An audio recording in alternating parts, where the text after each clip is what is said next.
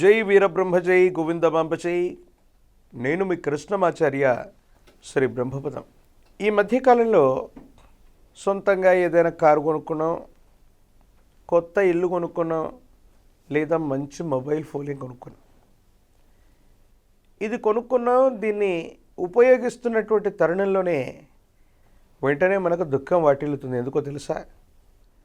మీ mobile phone చాలా బాగుందండి అని ఎవరైనా ఒక మంచి మాట అన్నారనుకుంటాం, వెంటనే అది కింద పడటం, పగిలిపోవటం. కారు కొత్తగా కొన్నారా, చాలా బాగుంది, ఎంత కొన్నారని ఎవరైనా అడుగుతారు. అడిగినటువంటి వెంటనే ఆ రోజు సాయంత్రంలోపు ప్రమాదం జరగటం, లేదా ఏదో రకంగా దాని యొక్క రూపం చెదిరిపోవటం. ఇలా విశేషవంతమైనటువంటి పరిస్థితులు ఉండడానికి గల కారణం ఏంటంటే, మనిషి యొక్క కనుదృష్టికి నల్లరాళ్ళు కూడా బద్దలవుతాయని పెద్దలు చెప్పినటువంటి మాట. నరఘోష, నరదిష్టి, నరపీడల గురించి మనం వింటూ ఉంటాం. మీరు ఏదైనా వృత్తి, ఉద్యోగం, మీ పని మీరు చేసుకుంటూ ఉన్నప్పటికీ కూడా చాలామంది వ్యక్తుల యొక్క దృష్టి మీ మీద ఉండటం వల్ల మీ ఇంట్లో ఉన్నటువంటి పరికరాలు చెడిపోతుంటాయి, వాహనం రిపేర్లు అధికమవుతూ ఉంటాయి, మొబైల్ ఫోన్లు పాడవుతూ ఉంటాయి, మీరు అసహనాన్ని వ్యక్తం చేస్తుంటారు. మీరు చేసే ప్రతి పనిలో కూడా ఆటంకాలు అధికమైపోయి ధన నష్టం కలుగుతూ, అలసట కలుగుతూ, ఆవేశం అధికమైపోయి భావోద్వేగాలను నియంత్రించలేనటువంటి పరిస్థితుల్లో మీరు ఉంటున్నారంటే కారణం తప్పనిసరిగా మీ దైనందిన జీవితానికి సంబంధించినటువంటి పరిస్థితుల్లో ఏవైనా ఇబ్బందులు కలుగుతున్నాయేమో. ఇబ్బందులు కలుగుతున్నాయి కాబట్టే మీరు తీవ్రమైనటువంటి మానసికమైనటువంటి ఆందోళనకు మీరు లోనవుతున్నారు. గురుగారు, నిజంగానే నరఘోష, నరదిష్టి, నరపీడ అధికమై ఉందండి.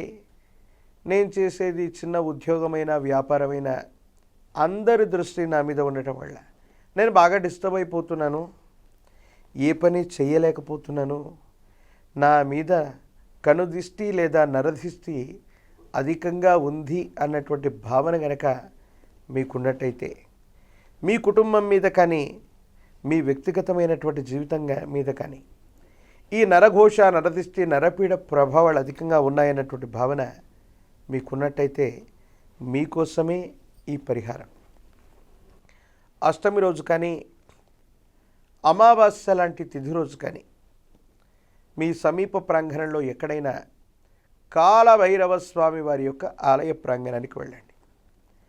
కాలభైరవుడి యొక్క ఆలయ ప్రాంగణానికి వెళ్ళి కాలభైరవ స్వామి వారిని విశేషంగా పూజించి, స్వామివారి యొక్క సన్నిధానంలో ఎక్కడైనా పరిసర ప్రాంతాల్లో ఆలయంలో గళ్ళు ఉప్పుని నేల మీద చల్లండి.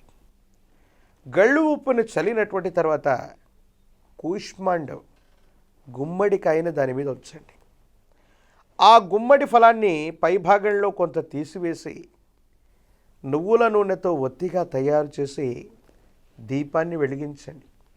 వెలిగించి ఓం బ్రం భైరవాయ నమః, ఓం బ్రం భైరవాయ నమః, ఓం బ్రం భైరవాయ నమః అన్నటువంటి మంత్రాన్ని 18 సార్లు ఉచ్చరించండి.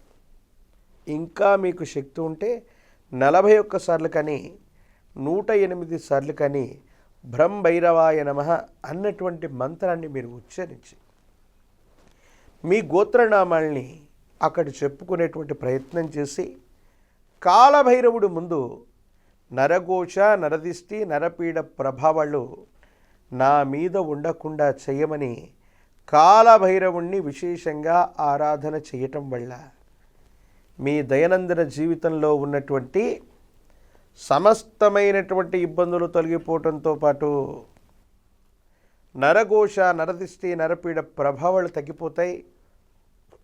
ఎవరైతే మీ గురించి ఆలోచిస్తున్నారో, ఎవరైతే తీవ్రమైనటువంటి నరఘోష కలిగి మీ మీద ప్రవర్ధన చేస్తున్నారో, ఆ రోజు నుండి వాళ్ళ యొక్క సమస్యలు అధికమవుతాయి. మీ గురించి మాట్లాడడం అన్నటువంటిది కూడా వాళ్ళు ఆపేసేటువంటి ప్రయత్నం జరుగుతుంది. ఒకవేళ గృహం మీద అధికంగా నరఘోష నరదిష్టి ప్రభావం అధికంగా ఉంది, కుటుంబంలో ధనము నిలబడట్లేదు, పండుగలు పర్వదినాలు భోజనం చేసేటువంటి సమయంలో గనక మీ కుటుంబంలో అందరి మధ్య తగవులు ఏర్పడుతున్నాయి, ప్రశాంతత లేకుండా ఉంది, అనునిత్యం కూడా కన్నీరు కాల్చాల్సినటువంటి పరిస్థితి ఉందంటే తప్పనిసరిగా మీ కుటుంబం మీద కానీ గ్రహం మీద కానీ తీవ్రమైనటువంటి నరదిష్టి ప్రభావం ఉంటే మాత్రం ఇలా జరుగుతుంది. అప్పుడు మీరు వెంటనే చేయాల్సింది 1.5 కిలో బరువు ఉన్నటువంటి పటికాన్ని, ఒక పటిక రాయిని తీసుకొని పసుపు కుంకుమ అక్షితల్ని ఒక ఎరుపు వస్త్రంలో పోసి ఆ పటికరాయి మొత్తానికి కస్తూరి గోరోజనం పసుపు కుంకుమను పట్టించి ఇంటి సింహద్వారం బయట వైపుగా కట్టి అనునిత్యం కూడా ధూపం వేస్తూ ఉండేటువంటి ప్రయత్నం చేయండి. తప్పనిసరిగా తీవ్రమైనటువంటి నరదిష్టి ప్రభావాలు కూడా తొలగిపోతాయి. సానుకూలవంతమైనటువంటి స్థితిగతుల్లో అనుకూలవంతమైనటువంటి ఫలితం తప్పకుండా వచ్చే అవకాశం ఉంది. నరదిష్టి ప్రభావాలు తప్పకుండా తొలగిపోయేటువంటి అవకాశం కనబడుతుంది.